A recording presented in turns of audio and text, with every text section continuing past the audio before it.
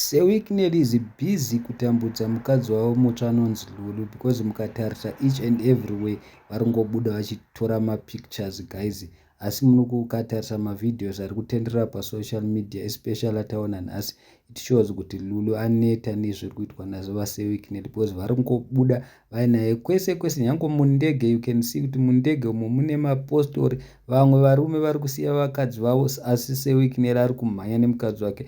Chii chiri kuita kuti aite atenderere nemukadzi wake? Nyaya ndeyekuti ari kuchengera, anoziva kuti ane kanhu kadiki anogona ngotyirwa mukadzi. Hi guys, welcome to Tife Files TV. If you are new to this channel, please subscribe, but if you are a returning subscriber, welcome back. Ndo zvakatizwa naSonja izvi, paakatiza Sonja vanhu vakati Sonja anopenga, saka Lulu manje haasati achiona, akavinga zvake chibhanzi, but mukamutarisa inonzi body language, you can see kuti aiwa mukadzi uye haasi kufara, because mari hapana zvainongokuita. It's not all about money. Anofanira kuti vaseWicknell naye vapakurire mukadzi wavo chikafu palulalula, but tese tozviziva kuti seWicknell palulalula havagoni zvavo kunyatsobata nyaya senyaya. We all know that guys, munongoziva mega kuti havagoni, chibhanzi vanacho, ndisekera zvichinzi Mwari haakupi zvese, ana achitaura zvakaita seizvozvi.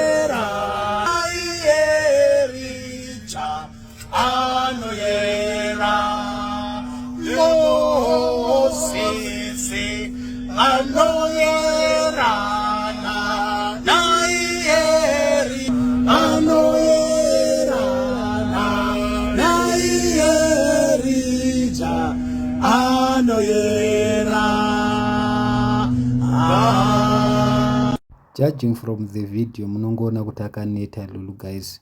Hatidi kutaura nema, she is tired, nekuti vaseWicknell vanoswera vainaye mundege nemumvura mese kwese kwese, of which isusu tinotozvibvunza kuti vanenge vachimboendepi nemapostori aya vachikwira ndege. Pamwe ndo nyaya yaya yegold mafia yekuti vanenge vachiendesa gold kunze kwenyika, because vanoswera vari mundege. But vaseWicknell vakadedzera kuti Sonja haagoni zvekubika, chichi munhu anofarira mari, ngavachisiya mukadzi wavo Lulu amboita se ambobika, ambovabikira. Vari kutozvitadza vaseWicknell. Why? Because vanoziva kuti vane kanhu kadiki.